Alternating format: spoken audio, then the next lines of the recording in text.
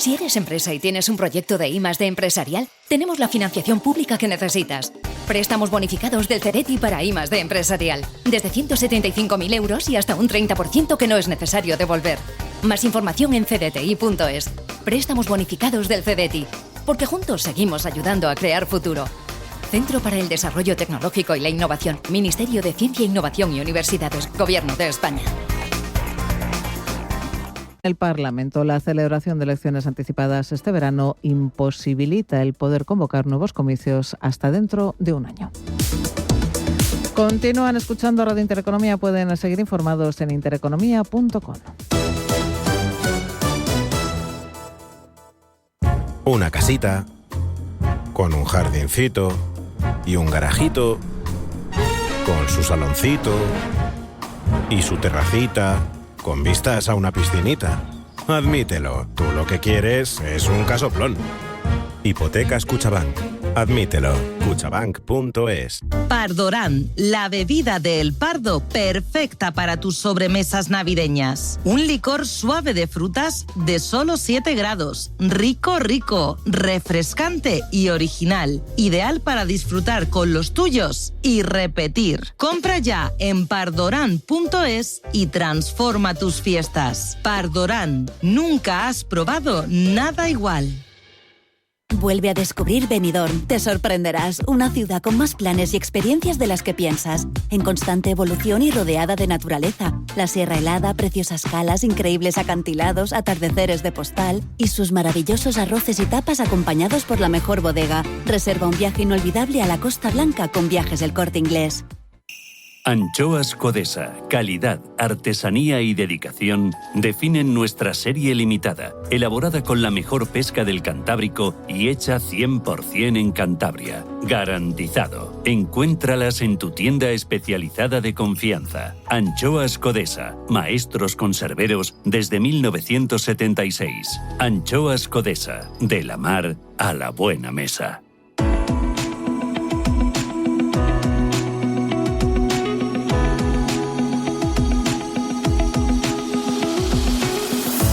Los desayunos de Capital Intereconomía.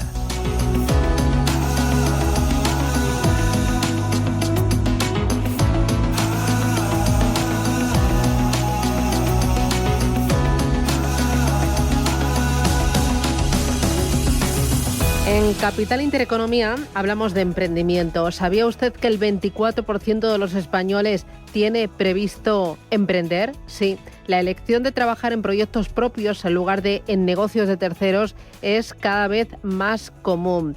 Ha sido a finales del primer mes del año 2024 cuando se daba a conocer una información o una encuesta de un programa de emprendimiento aquí en España. Esa encuesta decía que hay un gran apetito emprendedor en España. Dicen que hay muchas personas que tienen pensado emprender, trabajar por cuenta propia, ser sus propios jefes, no depender de horarios y tener sobre todo mucha flexibilidad y revolucionar el mercado, disruptar, como dicen algunos, el mercado. Hoy hablamos de emprendimiento. Lo hacemos con Natalia Santiago. Natalia, ¿qué tal? Buenos días. Hola, buenos días. Encantada de estar aquí con vosotros. Que es autora de un libro, su última joyita, Emprende en Positivo, todo lo que necesitas saber para ganar dinero con tu negocio. Dices en el libro que cuando se habla de emprender, pues todo el mundo habla de lo bueno, de la libertad, del no tener jefe, del poder trabajar desde cualquier sitio, a cualquier hora, de las ventas millonarias. ¿Es tan bonito como lo pintan?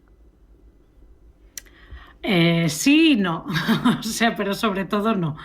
Quiero decir, emprender puede ser pues muy satisfactorio, te puede ayudar a ganar pues mucho dinero, pero bueno, todo el que emprende sabe que te enfrentas a muchísimos retos de los que no se habla a lo mejor todo lo que se debería y que luego puede hacer que cuando emprendes y te lanzas pues te sientas muy solo porque de repente digas, oye, es que esto no es la panacea que me vendieron y se sufre bastante más de lo que a veces parece en mucho contenido online de si quieres puedes y tal. Así que emprender no es living la vida loca, ¿no? viven una vida muy loca, pero no siempre bailando, ¿no? Claro, ahí, ¿cuáles son las principales dificultades que tiene el emprendedor cuando decide, oye, me voy a poner a vender, me voy a poner a montar un negocio, a aportar una solución al mercado? ¿Cuáles son, no sé, los grandes baches que debe superar? A ver, pues yo creo que el primero suele ser administrativo, ¿no? Que cualquiera que se pone como autónomo o quiere montar una empresa, pues de repente se encuentra con las grandes bestias de la seguridad social, de Hacienda, del papeleo, y eso muchas veces, da disgustos, da inseguridad, porque muchas veces no entiendes qué quieren de ti, cuándo lo quieren y por qué, y porque además en España es muy punitivo, es decir, si no cumples, pues te enfrentas a multas, a recargos, etcétera. Yo siempre digo que Hacienda primero multa y después pregunta, ¿no? Entonces, bueno, yo creo que la primera traba suele ser administrativa y luego, pues con toda la carga financiera que lleva, ¿no? Pues eso, que tienes que empezar a pagar seguridad social a lo mejor antes de tener ingresos, que tienes que hacer un montón de gestiones de las que a lo mejor no sabes cómo hacerlas y se te hacen un mundo. Y luego hay otra segunda cosa que yo creo que también da muchos quebraderos de cabeza a muchos autónomos y a muchos emprendedores, y es que todo negocio, sea del tipo que sea, en último término fracasa o tiene éxito en números, en dinero. O sea, es decir, nadie se puede abstraer de la parte financiera de su negocio y, sin embargo, muchos no estamos formados en finanzas cuando emprendemos. Y es un área del que no te vas a poder zafar. O sea, yo siempre digo que eso de emprende y así te vas a dedicar a lo que más te gusta, pues es una gran mentira, es una de las grandes mentiras, porque realmente cuando tú emprendes o cuando tú te pones como autónomo, eres la empresa entera, sobre todo al principio, y tienes que llevar todos los departamentos, los que sabes y para los que estás preparados y los que no. Y entre ellos el financiero y las finanzas son una parte de la que solemos saber poco, que nos suele dar bastante respeto y que sin embargo es clave para la supervivencia de tu negocio. Claro, y no dependes de un jefe, pero sí dependes de tu cliente, ¿no? De quien te compra la idea, el producto o el servicio. Claro, es que ese es otro gran mito, el de ponte a trabajar por tu cuenta y así no tendrás jefe. No, vas a tener un montón de jefes, empezando por todos y cada uno de tus clientes, que te van a exigir tiempos, calidad, y van a ser mucho más exigentes a veces que un jefe en una empresa normal. También vas a tener a Hacienda y a la Seguridad Social y a las administraciones públicas exigiéndote muchas cosas en tiempo y forma, y también vas a tener que prestarles servicio como si fueran tus jefes, incluso tus proveedores. Muchas veces cuando empiezas no es ni siquiera fácil encontrar proveedores que se fíen de ti, que te reclaman los pagos antes, etcétera. O sea, vas a tener muchísimos jefes y vas a tener que rendir cuentas a muchísima gente, con lo cual ese es otro mito que tenemos que desbancar. No vas a ser tu propio jefe. Bueno, hay otro mito, o sea, que tienes libertad, puedes trabajar desde donde quieras, las horas que quieras, puedes cogerte vacaciones, pero al mismo tiempo no estás protegido, no tienes ahí red. ¿Qué significa desde el punto de vista de la protección laboral el ser emprendedor? Bueno, pues que muchísimas cosas dependen de ti. O sea, es verdad que las coberturas se están igualando, es decir, antes un trabajador autónomo estaba mucho menos cubierto por la Seguridad Social, por ejemplo, que los trabajadores por cuenta ajena. Eso tiende a igualarse, aunque todavía no es exactamente igual, y además tú vas a ser causa y parte de todas tus decisiones, y eso, vas a tener más libertad, pero vas a tener muchos más riesgos que tienes que valorar tú y que y en función de cómo lo gestiones, pues va a depender qué tipo de pensión de jubilación vas a tener en el futuro, qué tipo de coberturas vas a tener, si te pones enfermo, cómo vas a sobrellevar ese tiempo en el que a lo mejor tus ingresos van a bajar, si los ingresos de tu empresa dependen directamente de tu trabajo personal, y muchísimas cosas más de las que un trabajador por cuenta ajena no tiene que ocuparse. Oye, dedicas varios cuadritos y paginitas del libro a hablar de Hacienda y a hablar de palabras. Lo de Hacienda es también sí. Telita, es como el gran socio del emprendedor, ¿no? El que va siempre a su lado para las buenas, sí, aunque no para lo malo. Sí, Hacienda va a ser un personaje que va a estar en todas tus pesadillas como emprendedor, y además el problema de Hacienda ya no es lo que hace, que uno puede estar más de acuerdo o no, sino que muchas veces ni siquiera entendemos qué nos piden, cuándo lo quieren, en qué forma lo quieren. O sea, el lenguaje de la administración es muy complejo, y yo muchas veces digo que en este libro he hecho mucha labor de traducción, o sea, de intentar coger los palabras a los que nos enfrentamos, intentar ver esto qué significa en lenguaje normal, ¿no? Y qué quiere Hacienda de nosotros, por qué lo quiere, y yo creo que si lo entendemos bien es más fácil, porque entendemos qué quieren, cuándo lo quieren, cómo se calcula, y nos resulta más fácil planificar y estar un poco encima de todas, on top, ¿no?, de todas estas cosas, que si las hacemos deprisa, mal y corriendo, al final, pues a lo mejor va a tener un coste económico importante, porque como digo, Hacienda, cuando no cumples, tiene pocos miramientos, la verdad. Hablas mucho también de términos económicos para saber si realmente tu negocio es rentable. Sí, a final de año te deja dinero líquido. Hablas del EBIT, del margen bruto, del ratio de rentabilidad bruta. Aquí mucho emprendedor, por falta de conocimientos financieros, tiene un carajal, no proyecta su previsión para el conjunto del año y va sobre la marcha, ¿no? Asfixiado. A ver si tiene cash en caja por lo que le pagan los clientes y cash por lo que tiene que pagar con antelación a Hacienda.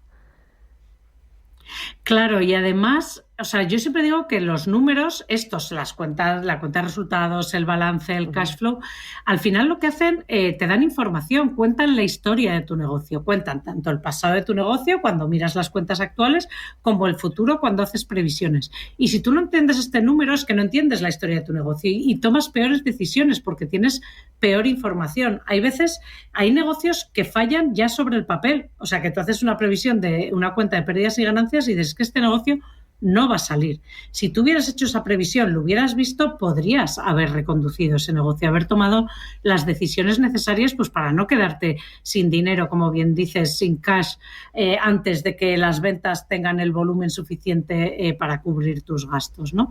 Entonces, los números, porque a veces, como siempre nos enfrentamos a las finanzas, pues desde el punto de vista de Hacienda o de la Seguridad Social, como bien decíamos, parece que son cosas que tenemos que hacer como obligación. Y sin embargo hay que aprender a verlos como lo que son cosas que están ahí para ayudarnos a tomar mejores decisiones con nuestro negocio, para detectar problemas antes de que sean graves.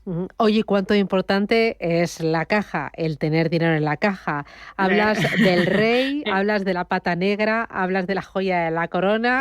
¿Cómo llamas a este preciado tesoro que debe tener cualquier empresa para no sufrir? Pues es que al final el cash o el efectivo siempre es rey, ¿no? Y siempre manda. O sea, ya siempre llega un momento en todo negocio que, aunque tu negocio sea rentable, que eso hay veces que hay emprendedores a los que les cuesta entender, aunque teóricamente tu negocio sea rentable, tú puedes tener un problema de solvencia, tú puedes tener un problema de no poder hacer frente a los pagos de tus proveedores y entrar incluso en quiebra técnica, aunque teóricamente tu negocio pudiera llegar a ser rentable.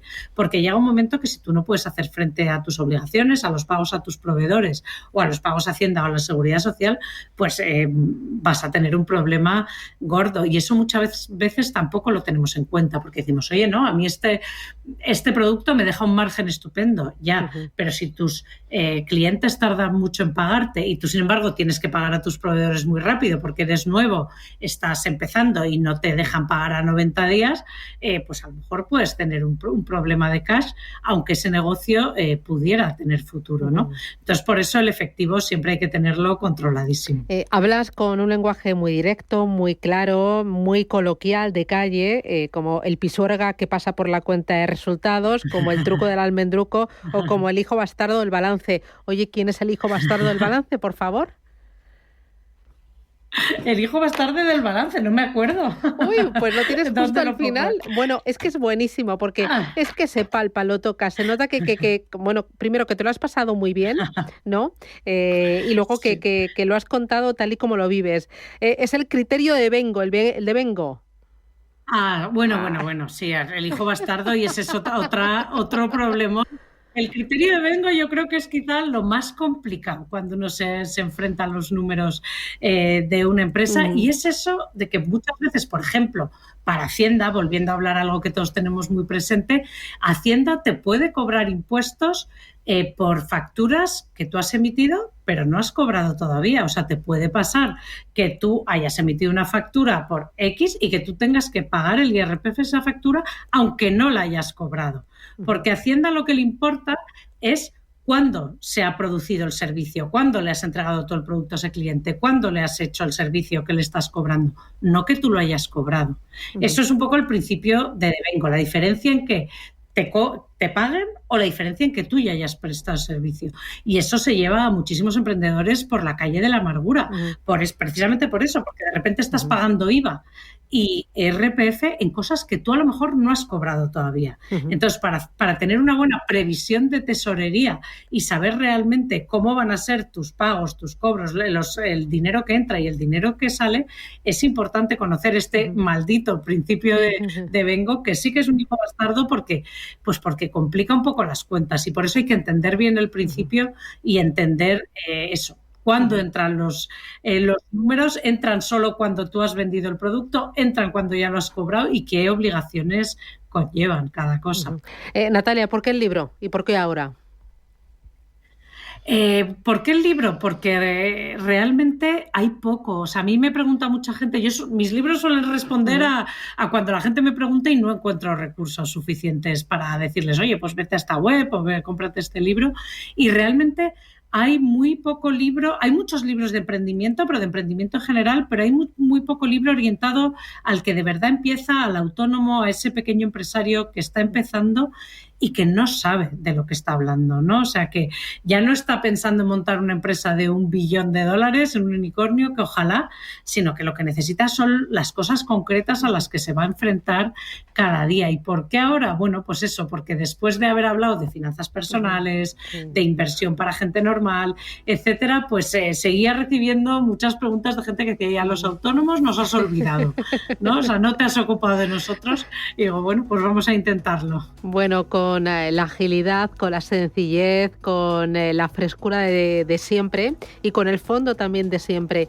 Natalia de Santiago, enhorabuena por esta joyita, Emprende en Positivo. Sabes que soy fan, que te sigo, te escucho y te leo. Y me encanta, aprendo mucho de ti, que conste. Muchísimas gracias. Yo también soy fan de vuestro programa, así que un placer estar aquí otra vez con vosotros. Eres una crack, Emprende en Positivo, enhorabuena. Gracias. Gracias a vosotros, un placer. Adiós.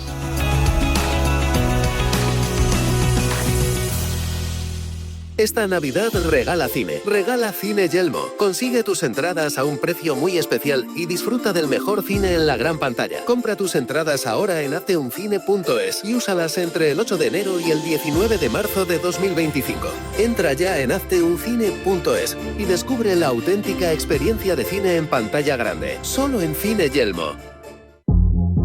Si elegir es ahorrar for you, ahorra todas las semanas con ofertas como Gambón grande 20-30 piezas kilo por solo 8,49 € el kilo. Y el domingo día 15 abrimos nuestros hipermercados de Castilla y León de 10 a 22 horas. Carrefour, aquí poder elegir es poder ahorrar. Si eres una agencia inmobiliaria y quieres incrementar el número de operaciones de alquiler, entra en plandeprotecciondealquiler.com. La única plataforma especialista en la gestión de garantía de alquiler a través de profesionales inmobiliarios. Si eres un propietario inversor y quieres garantizar la rentabilidad de tu alquiler, plandeprotecciondealquiler.com. Con el respaldo asegurador de compañías de primer nivel inscritas y supervisadas por la DGS. Soy Jesús Sillera. En estas fechas tan especiales os invito a celebrar y aprovechar cada día para crear grandes recuerdos con amigos y familiares. Os deseo mucha salud y ánimo para afrontar con alegría el nuevo año. Brindo con Higuera por unas felices fiestas para todos. Si eres emprendedor, profesional o empresario y quieres estar al día en los temas que afectan a tu empresa, Cultura Emprende es tu programa. De la mano de Alejandra Rompedrique, Víctor Delgado y Ángel Calvo Mañas, conocerás las experiencias de otros empresarios y estarás al día en marketing, formación, tecnología, fiscalidad, eventos y más. Los viernes de 6 a 7 de la tarde en Radio Intereconomía.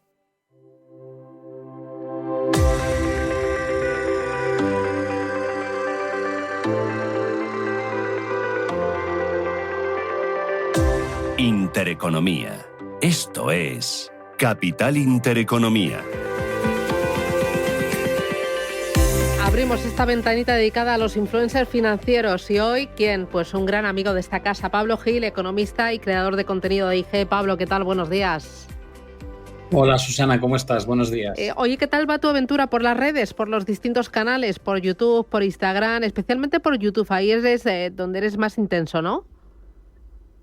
Sí, bueno, intentamos estar presentes en todas las redes, pero al final el público decide dónde se te consume más el contenido, ¿no? Y yo, pues el canal que más crece ahora mismo es el de YouTube. Uh-huh.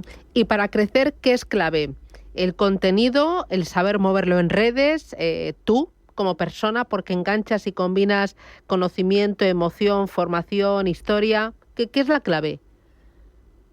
Bueno, yo creo que sin contenido bueno es difícil, pero la verdad es que yo miro sorprendido muchas veces, mis propios hijos consumen a veces unos canales que yo lo miro y no doy crédito, ¿no? Digo, si no dice nada, no cuenta nada, ya, pero es muy gracioso. O sea que yo a lo mejor soy de la vieja escuela y pienso que el contenido es la clave por encima de todo, pero luego descubres que en determinadas redes sociales, sobre todo, por ejemplo, pasa mucho en TikTok, una cara joven, guapo o guapa, abre ya un 50% a la audiencia y luego ya si enganchas porque tienes esa forma de contar las cosas que atrae, pues casi te encuentras con canales donde apenas cuentan nada y sin embargo tienen muchísimos seguidores. Yo creo que en YouTube es más, el contenido pesa más, la calidad del contenido, porque al final son vídeos no de 20 segundos, 30 segundos, sino que realmente estás contando algo que dura 20 minutos o 30 minutos y entonces si no tienes nada que comunicar se te ve muy rápido, ¿no? El plumero.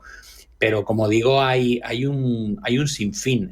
Yo al principio era el hombre orquesta, lo hacía todo y ahora evidentemente tengo gente detrás que te asesora, que te ayuda, que con la edición de los vídeos, con las miniaturas. Es todo una industria, ¿no? Y hay que invertir en ella. ¿Y has notado mucho cambio de cuando lo hacías tú haciendo malabarismos a cuando tienes un equipo que realmente sabe cómo hacerlo y cómo atinar y qué puede funcionar mejor? Sí, la verdad es que yo tuve una experiencia graciosa con un influencer andorrano que vino aquí a mi casa. Me dijo, oye, voy a estar en Madrid, ¿me puedo acercar? ¿Grabamos algo juntos? Y vino él y vino su cámara, la persona que se encargaba de poner 3 tiros de cámara, iluminación. Yo en aquella época no tenía ni idea de nada, lo hacía todo en plan cutre. Y me acuerdo que el tío que estaba en su equipo, cuando terminamos, que era muy majo, me dijo, oye, ¿qué mérito tiene que estés creciendo en YouTube con tus anticlics? Y yo decía, es que no sé ni lo que es un anticlic. Me decía, lo que es la miniatura, lo que es la imagen que acompaña el vídeo, dice, dan ganas de no clicarlo. Por eso le llamo anticlic. Dice, es tan feo, está tan mal hecho. Y dice, y aún así consigues crecer. Y yo me quedé fascinado y dije, entonces, ¿en qué me gasto el dinero? Y me dijo, lo primero, en alguien que te haga las miniaturas, que te trabaje la descripción del vídeo. O sea, hay un sinfín de cosas que puedes hacer para mejorar y evidentemente cuando empieces a hacerlo se nota la diferencia. ¿Qué ha cambiado en Pablo y en la forma de comunicar desde que estás en redes sociales a antes de las redes sociales? Bueno, te abre un universo enorme. Yo, por ejemplo, he estado ahora en Latinoamérica, en 6 países de Latinoamérica, justo antes y después del verano. Y buena parte de esa audiencia que te sigue no te ve. Te ve en las redes sociales, te ve en el canal de YouTube, te ve en Instagram o te ve en Facebook o en el antiguo Facebook, ahora Meta o en LinkedIn. Abres una puerta inmensa, ¿no? A un público que tiene una cosa común contigo, que es el idioma y el resto, pues en otras circunstancias casi sería imposible de hacer y la mitad de mi base de datos proviene de Latinoamérica, con lo cual te da una idea de cómo funciona de altavoz el poder estar en redes sociales, ¿no? Sobre todo cuando quieres atacar un universo relativamente grande. Si no, es imposible, con lo cual esa ya es la primera gran diferencia. Y luego, la forma en la que comunicas es muy distinto. Cuando tú te sientas, nosotros estamos viéndonos la cara o cuando yo voy a dar una conferencia, veo al público, el termómetro de qué tal estás haciéndolo es muy fácil de medir, porque si tú sueltas una broma a ver si se ríen, cuando hablas de algo que esperas que cause un poco de estupor, ves las caras de la gente o los comentarios, pero cuando estás en redes sociales y tú estás creando contenido y contándoselo a una cámara para grabar ese contenido y luego emitirlo, no tienes ningún feedback, con lo cual hay veces que es más duro, tienes que estar cambiando los tonos, intentando atraer la atención, pensando qué les pasará por la cabeza, llevo 20 minutos hablando, no les veo, no quiero perderlos. Entonces, bueno, sí, es una tecnología un poco distinta a la hora de crear contenido para redes sociales a hacerlo para una entrevista en directo o para una conferencia donde hay público. Cuando creas contenido para redes sociales, ¿hay alguna línea roja que digas, yo por aquí no paso? No sé si en ser demasiado tremendista, recomendar a saco con toda la seguridad, certeza del mundo mundial. O sea, ¿qué dices? Yo esto no. Bueno, en temáticas intento evitar a toda costa la política. Yo tengo mi opinión política, pero da igual. Tengo la sensación de que en las redes sociales la gente ya está posicionada y en el mismo momento en que tú hablas de algo que tenga que ver con política, tienes un grupo que es auténticos admiradores que te van a apoyar y luego tienes la gente que opina distinto a ti que te van a odiar, ¿no? Y además hemos perdido la capacidad de analizar objetivamente las cosas y prestar atención a lo que nos están diciendo para ver si nos cambia nuestra manera de pensar. Aquí nadie hace esto, casi nadie hace esto. Si tú eres de mi cuerda, qué bien lo has dicho, qué bien lo has expresado, tienes toda la razón, y si no eres de mi cuerda, no tienes ni idea, los otros lo hacen peor, pues anda que tú, o sea, es un poco esta mecánica. Entonces llega un momento en que dices, ¿para qué voy a meterme en una situación donde no tengo contacto visual con la persona que no está de acuerdo conmigo y lo único que se va a generar es una gran polémica en redes? A mí no me gusta nada la polémica en redes, creo que no aporta nada. Con lo cual ese tema no lo toco y luego no doy recomendaciones. Yo hablo de mercado, doy opinión de cómo veo el mercado, pero lo que intento evitar a toda costa, primero porque no es legal hacerlo. Es decir, pues yo compraría el petróleo a 65,28 con un stop en 63 y no, eso no lo hago.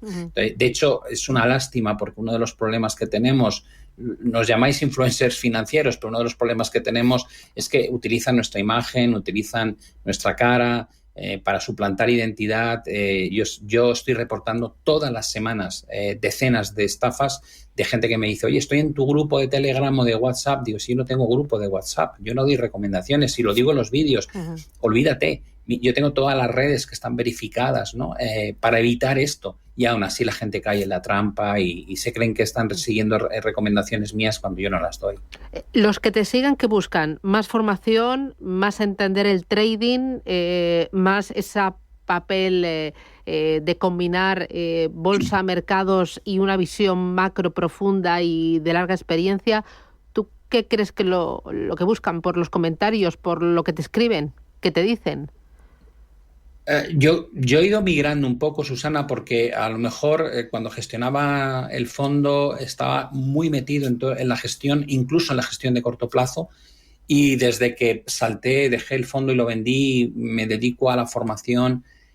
Mi forma de plantear cómo invierto yo está más ligado a una inversión de medio y largo plazo, ¿no?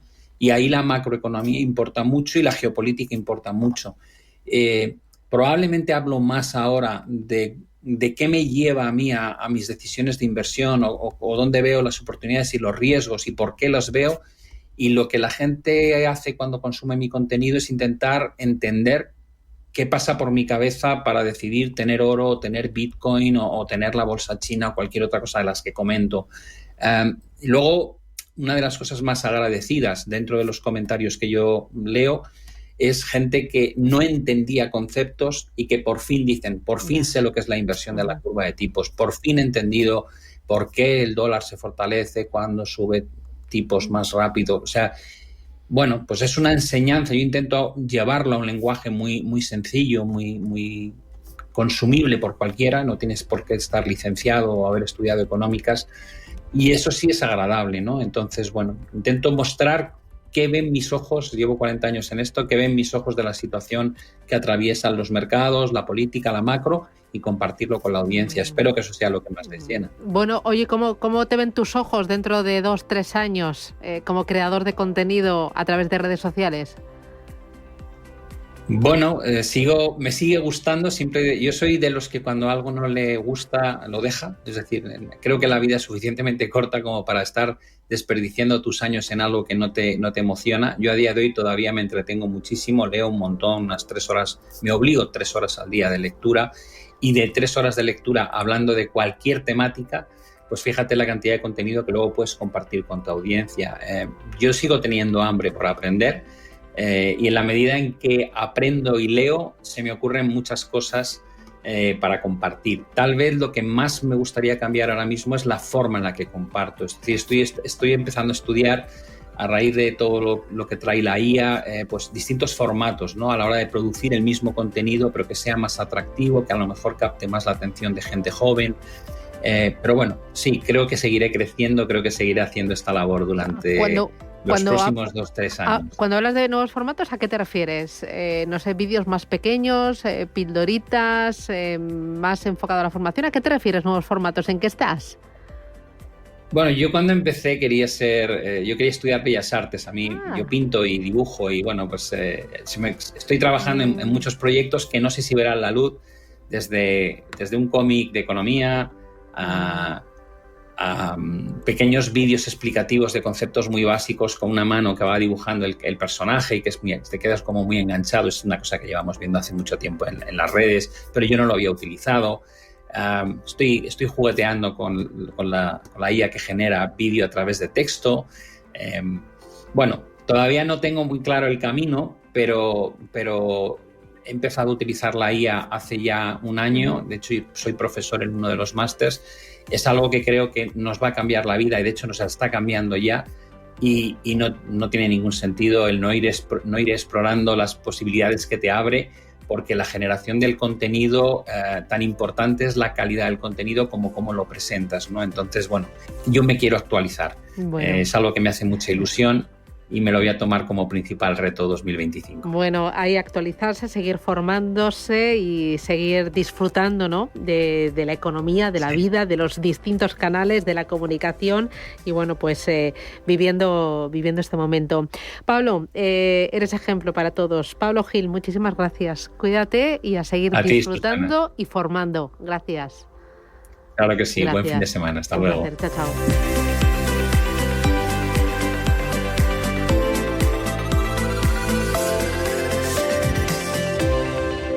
Ricardo, por favor, ¿puedes decir algo? Nada, ni mu. Espera, que esto no falla. Ricardo, oye, que el tango está muy bien, pero donde esté una jota... Ahí te has pasado. ¿Qué va? Mira, sin ni pestañea. Dejar sin palabras a un argentino no es fácil. Pero es que ahora, si vienes al Santander, puedes disfrutar del nuevo iPhone 16 desde 0 euros al mes, cumpliendo condiciones. Santander, es el momento. Dejaron mudo, ¿eh? Promoción válida hasta el 15 de febrero de 2025. Consulta condiciones en bancosantander.es. Sabemos que la primera condición para invertir tu dinero es la confianza. Por eso, el trading online con NavaTrade, más que claro, es transparente. Más de 200.000 clientes en todo el mundo confían en NavaTrade porque operan con uno de los brokers más regulados del mundo. Entra ya en navatrade.es y opera con total confianza. Se sabe cuando se hace sin prisa. Se sabe cuando hay honestidad. Cuando se ama lo que se hace. Cuando es legado ibérico, se sabe. Y si lo eliges, aciertas. Legado ibérico del Pozo. Siempre sale bueno. No te pierdas este fin de semana gratis con el periódico Expansión, la revista Fuera de Serie. Más de 160 páginas para disfrutar con las últimas tendencias del mundo del lujo, con lo último en viajes, motor, moda, gastronomía, ocio, vinos, relojes y tecnología. La revista Fuera de Serie este fin de semana gratis con el periódico Expansión. Si te gusta el séptimo arte, Vivir de Cine es tu programa. Dirigido y producido desde Hollywood por José Ignacio Cuenca y presentado por María Ayer. Toda la actualidad del cine, estrenos, festivales y críticas, sin olvidar los clásicos. Los viernes a las 12 de la noche, Vivir de Cine, en Radio Intereconomía.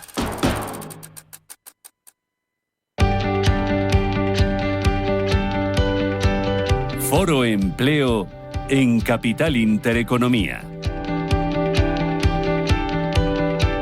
Pues un lujo escuchar a Pablo Gil, aprendí un poquito de de cómo está la economía. Vamos a aprender un poquito de cómo está el empleo. Carlos Ruiz, director de estudios del Instituto de Estudios Económicos. ¿Qué tal? ¿Cómo estás? Buenos días. Hola, muy buenos días. Estáis el lunes coyuntura económica. Efectivamente, nuestro informe semestral de coyuntura, donde pues vamos a dar los principales hitos de la economía internacional y española en este último semestre. Y sobre todo pues ver un poco las perspectivas para el año que viene y también ver qué factores pues están incidiendo en pues, nuestra actividad económica y en el empleo. O sea que hablamos también de empleo, hablaréis también de empleo el lunes, así que lo contaremos también la semana que viene aquí. José Luis Fernández Santillana, director de Estudios de Uso, presidente de CEOMA, ¿qué tal? Muy buenos días. Hola, muy buenos días. Vosotros en CEOMA, acto el lunes. Acto el lunes, congreso para la última semana, ¿eh? Bien, hombre, cuando toca, Congreso de los Diputados, acto conmemorativo de nuestro 25 aniversario, con la presencia de 2 ministros y otra por vídeo, o sea que bien, será un acto emotivo, reivindicativo también, ¿no? Porque eso no podemos perder esa oportunidad, ya que los tenemos allí, algo habrá que decirles, y esperamos pasar un buen rato. Bueno, seguro que sí. Bueno, vamos a hablar un poquito de cómo se presenta el año que viene desde el punto de vista laboral, porque hay cambios. Bueno, os explicáis para que la gente se vaya de Navidad con todo sabido, es decir, oye, ¿qué va a cambiar? Aparte del SMI, todo el tema de registro de jornadas, si cambia o no cambia, pero hay más cosas. Lo primero, de esta semana tenemos, Carlos, el tema de los costes laborales, que siguen creciendo, mayor ritmo de subida en 15 años. Se sitúan un 23% si tomamos como referencia año 2018, del cambio de gobierno, y estamos en niveles récord. Y eso tendrá sus consecuencias, imagino, ¿no? ¿Por qué suben los costes laborales? ¿Por qué está subiendo? ¿Porque suben los salarios solo o no? No, el componente del coste laboral se desglosa en 2 principales partidas. Una, efectivamente, son los salarios, que es el principal componente de este coste, y hay otra partida que son otros costes laborales que están vinculados con las cotizaciones sociales. Entonces, bueno, pues la evolución de esta variable durante el último año y durante lo que llevamos del 2024, viene condicionada sobre todo por un incremento salarial que está recogiendo los efectos de los incrementos de precios que tuvimos a partir del año 22, y también pues está recogiendo y fundamentalmente pues el encarecimiento que se está produciendo de los otros costes laborales, que son las subidas de cotizaciones, debido tanto a la aplicación del MEI como de otro tipo de incidencias sobre cotizaciones que se han introducido en estos ejercicios. Si esa parte que dice Carlos, José Luis, esa segunda parte, la de cotizaciones sociales, la que no tiene que ver directamente con los salarios, hubiera subido menos, ¿los salarios podrían subir más? ¿Las empresas estarían más capacitadas para...? Nosotros siempre hemos dicho que se podría llegar a un gran acuerdo para que, manteniendo el coste laboral, distribuyésemos la carga de ese coste laboral. Es decir, que si hay un aminoramiento de la parte, digamos, relacionada con las cotizaciones sociales y con todas las cargas que lleva consigo, es decir, estamos hablando de la formación profesional, estamos hablando del seguro de desempleo, estamos hablando de la contribución a Fogasa, es decir, todos los apartados que hay ahí, si hiciese una cierta redistribución, manteniendo el coste laboral, se podrían subir más los salarios, y por tanto, con el mismo coste laboral, los trabajadores podrían ganar más, incluso también ganaría más el gobierno, porque al final pues el IRPF se aplica sobre el salario. Si yo tengo más salario, usted con el mismo índice de IRPF va a recaudar más, ¿no? Es decir, yo lo que no entiendo es por qué no lo hacen, pero bueno, ya a lo mejor es que no saben echar cuentas, pero bueno, para las que quieren sí que las hacen bien. No, vamos a ver, 2 cosas. Es decir, es verdad, los costes laborales en su conjunto por haber subido un 23%, comentabas, desde que entró este gobierno, pero es que el IPC en ese mismo periodo de tiempo ha subido un 20%. Es decir, con lo cual hay un cierto equilibrio, es decir, que las cosas, es decir, la barra de pan ha subido, la gasolina sube, y este mes ha subido más, y esto ha hecho que haya un repunte de la inflación. Es decir, que los costes ordinarios también suben, y es lógico que los salarios, esa parte suba para adecuarse, lógicamente, a cubrir esas necesidades. ¿Pero han subido un 23% los salarios? Los salarios no han subido un 23%. Claro, que está mal hecha el reparto. Claro, por tanto, lo que tiene que ver mucho es con el reparto. Es decir, ¿por qué se han disparado porcentualmente, que no en cuantía absoluta, los costes laborales? Básicamente por el incremento de la sobrecotización, que lleva consigo pues elementos como es el mecanismo de equidad intergeneracional, que ya lleva, sería ya el 25 sería el tercer año, ¿no? Tercer año de aplicación, y es un incremento que se va adicionando, algo que pagamos tanto empresarios como trabajadores, aunque en proporción distinta, obviamente, pero es que a partir de 2025 va a haber una cotización a los salarios más altos, aquellos que están fuera de la base de cotización, que es lo que se llama la cotización de solidaridad. Bueno, bien, o sea que al final, claro, hay salarios más grandes y que hacen que las medias suban, pero la realidad de los salarios es que no han subido para garantizar el mantenimiento del poder adquisitivo. El salario más común en España está en torno a los 1.400 euros brutos, 1.400, 1.450. Bueno, eso es lo que hay. Y eso ha experimentado un crecimiento prácticamente de un 1 o un 1,5%. Es decir, que, podemos llorar con el tema de los costes laborales. Y yo lo que sí quiero desmentir, desde mi punto de vista al menos, es que los costes laborales penalizan el empleo. Las comunidades autónomas que tienen mayor coste laboral son las que tienen menor tasa de paro. Comunidad de Madrid, que es la que tiene más alto, tiene una tasa de paro bastante inferior a la media. País Vasco exactamente igual. Ahí podríamos hablar del régimen fiscal, Navarra, pero hablamos de La Rioja, hablamos de comunidades autónomas que tienen una tasa de paro muy baja y que sin embargo tienen un coste laboral más alto. Las comunidades autónomas que tienen los costes laborales más bajos, estamos hablando de Andalucía, Extremadura, Canarias, son las que tienen las tasas de paro más altas. La regla es muy sencilla, la riqueza genera empleo. Bueno, yo creo que hay un componente que nos estamos dejando por el camino, porque la verdad es que el repunte salarial que se ha producido en España pues es aplicable a otros países de la Unión Europea. Pues estamos, por ejemplo, viendo las condiciones salariales que se están reproduciendo en Alemania o en Francia, pero sí que es cierto que esta variable que nos estamos dejando fuera es tan importante que determina finalmente si una comunidad autónoma, si una región puede generar mayor recursos económicos en el futuro, y es la variable productividad. Y esto sí que es preocupante, no solamente lo decimos del Instituto de Estudios Económicos, y seguramente el lunes tendremos información sobre este respecto, sino que el Banco de España ya ha puesto encima de la mesa que los costes laborales unitarios, pues que es lo que es el coste laboral, y al que le resta la productividad, ¿no? Finalmente es el coste definitivo que la empresa tiene por la contratación de estos trabajadores, pues aquí se ha incrementado durante todo el periodo aproximadamente un 22%. ¿Por qué? Porque tenemos una muy baja productividad. Entonces, ¿qué ocurre? Que la cuestión es que el mantener unos costes laborales unitarios muy por encima de los que tienen nuestros principales socios comerciales, que residen en la Unión Europea, sin duda va a tener unas consecuencias directas sobre otra variable que también tenemos en estos momentos, pues en niveles inferiores a los que teníamos antes de la pandemia, que es la inversión, ¿no? Y sin duda alguna, si una región quiere competir, si una región quiere tener mejores recursos y mayor bienestar, la variable que va a determinar esta cuestión es que en esa región se produzcan inversiones, que haya inversión.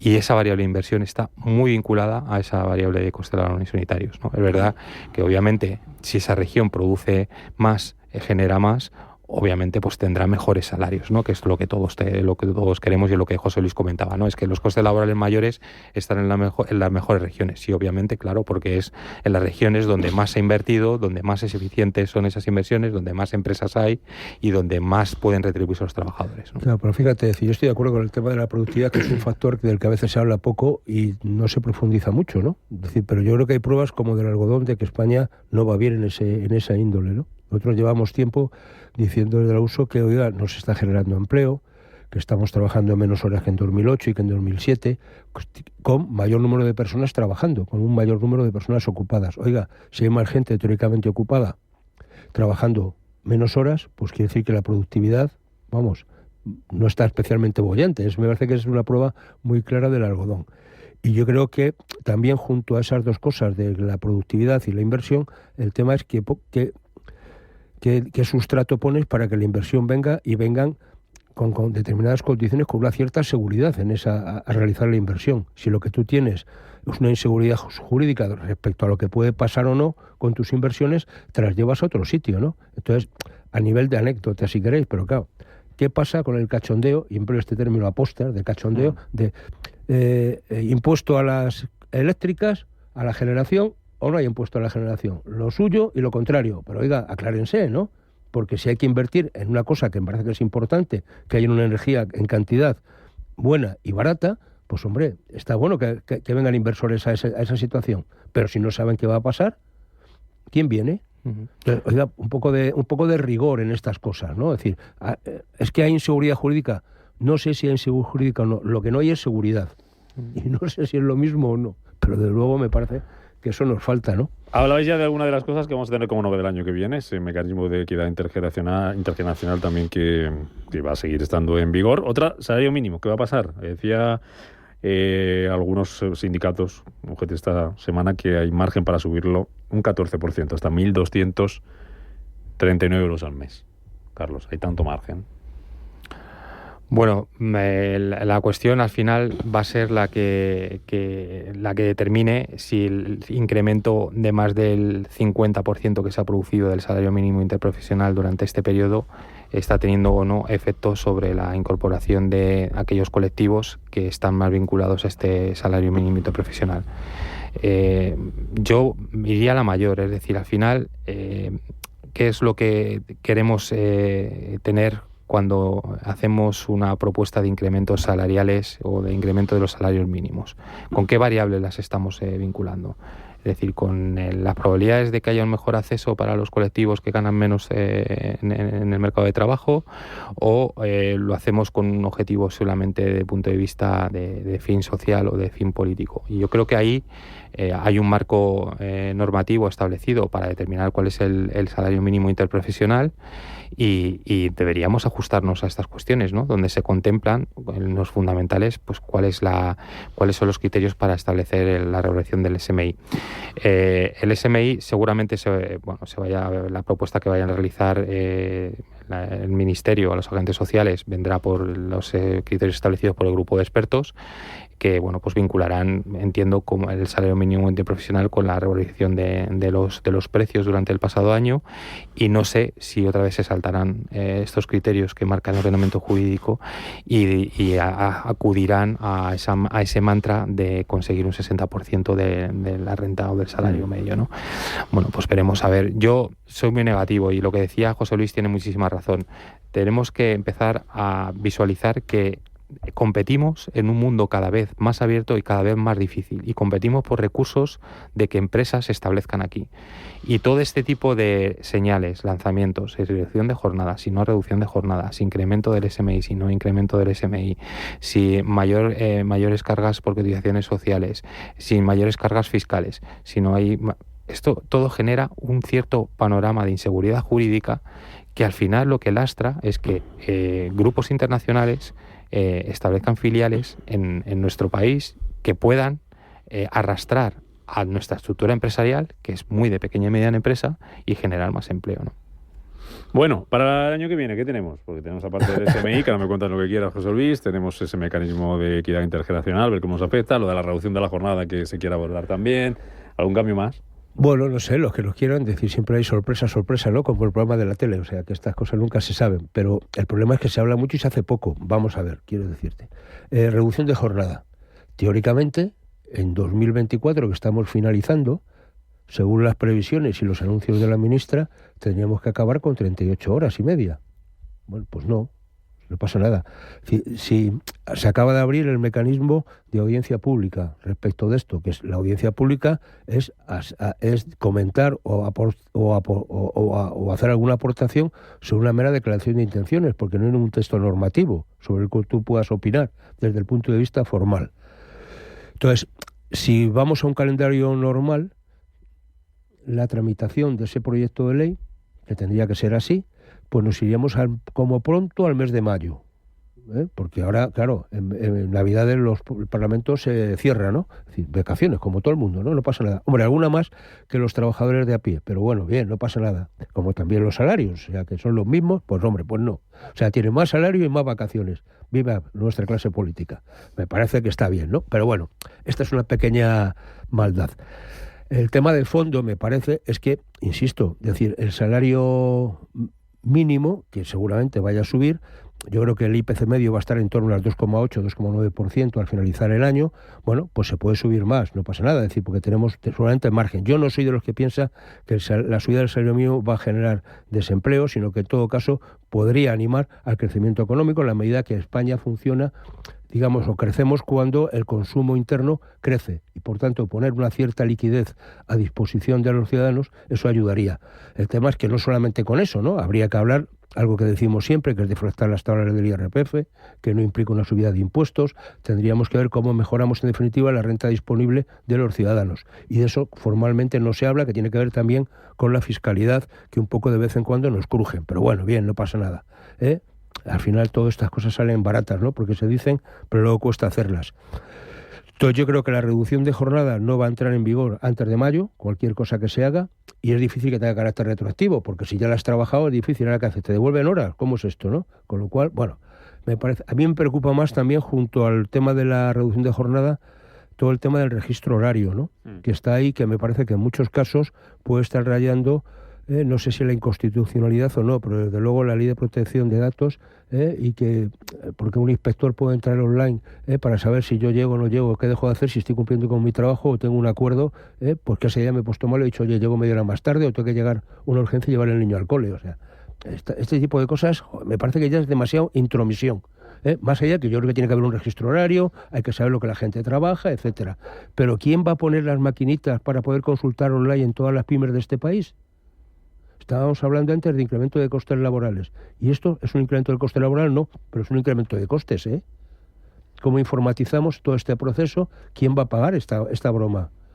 Digo que son 1000 cosas que me parece que a veces no se están teniendo en consideración. Venga, un momentito, Carlos. Pues te doy toda la razón. Al final yo creo que estamos planteando políticas de un mercado de trabajo, no voy a decir decimonónico, pero sí que muy pegado a otra realidad, ¿no? Cuando en estos momentos pues las empresas que compiten fuera, los pequeños y medianos empresarios que tienen que contratar al mejor talento posible, requieren una mayor flexibilidad y una mayor estabilidad en lo que es la regulación, ¿no? Y sobre todo lo que no requieren es que cada vez les sobrecarguen con más costes, ¿no? Hablas del autónomo que va a contratar porque tiene una punta de trabajo a un trabajador adicional. Bueno, pues al final tiene que medir en números si esto es posible o no es posible. Y todas estas cuestiones incrementan costes y sobre todo te generan inseguridad, no decir, bueno, si vale, yo contrato a esta persona, pero es que si sé que dentro de 6 meses me implica esto, pues obviamente el empresario pues se lo piensa 2 veces, ¿no? Es importantísimo lo que está comentando también José Luis sobre el tema del registro horario, ¿no? Ya esta es una medida que tienen implementada las empresas y que obviamente que sea desde un punto de vista digital, pues en muchas ocasiones las empresas ya también lo tienen establecido, pero esa conexión por parte de la Inspección de Trabajo creo que no tiene ningún sentido, ¿no? En estos casos, ¿no? Digo que simplemente, es decir, el mayor beneficio de la subida del salario mínimo interprofesional es la tesorería de la Seguridad Social, porque lleva directamente un incremento de la base mínima de cotización. José Luis, Carlos, un placer. Gracias a los dos. Buen fin de semana y abrigados, que rasca, que hace frío. En nada las noticias, nos ponemos al día, contamos lo último que ha pasado y después Rafa Jiménez con la media sesión. Buen fin de semana, hasta el lunes. Adiós.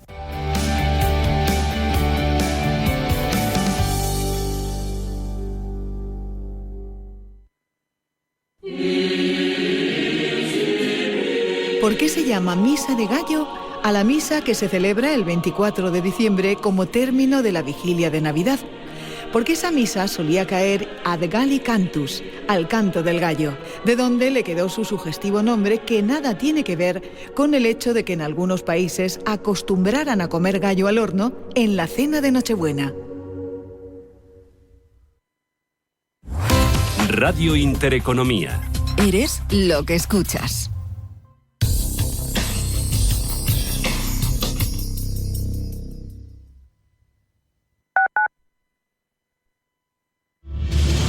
Si eres un family office, un inversor institucional y quieres invertir, Sirena Invest es tu aliado. Sirena Invest es una promotora inmobiliaria con más de 15 años de experiencia en el sector inmobiliario polaco que ofrece invertir en una de las economías más pujantes y rentables del mundo. Polonia. Recuerda, sirenainvest.com con Y o llámanos al 648 019495. ¿Sabía usted que unos pies con problemas pueden paralizar nuestro ritmo de vida? Le proponemos una solución indolora, con una mínima incisión y con anestesia local aplicando las técnicas más avanzadas en cirugía del pie. Clínica Jiménez, calle Alcalá 378. Diagnóstico gratuito, 91 367 0071. Centro reconocido y autorizado por la Consejería de Salud y la Comunidad Económica Europea. 91 367 0071. Cooperativa El Progreso, cada gota cuenta. Desde 1917 brindándote lo mejor en vinos. Vinos jóvenes de crianza, reserva y gran reserva. Son el acompañamiento perfecto para tus grandes momentos. Ojos del Guadiana, nuestra joya. Viña Setar, el placer de la espuma en cada sorbo. Visita bodegaselprogreso.com o síguenos en nuestras redes sociales. Cooperativa El Progreso. Vive nuestra historia con nosotros. En el Teatro Maravillas Meléndez, Amparo Larrañaga, Iñaki Miramón, Mara Bascal y Juli Fábregas en Laponia. La prima le ha dicho al niño que no existe. Cariño, esto no hay quien lo salve. Ven a divertirte a Laponia. Venta de entradas en teatromaravillas.com. Tu Navidad, tu Radio Intereconomía, siempre contigo.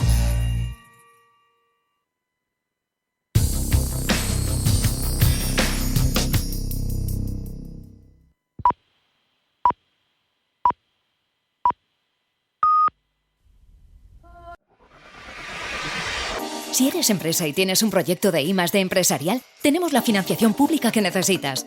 Préstamos bonificados del CEDETI para I+D empresarial. Desde 175.000 euros y hasta un 30% que no es necesario devolver. Más información en cdti.es. Préstamos bonificados del CEDETI. Porque juntos seguimos ayudando a crear futuro. Centro para el Desarrollo Tecnológico y la Innovación. Ministerio de Ciencia, Innovación y Universidades. Gobierno de España.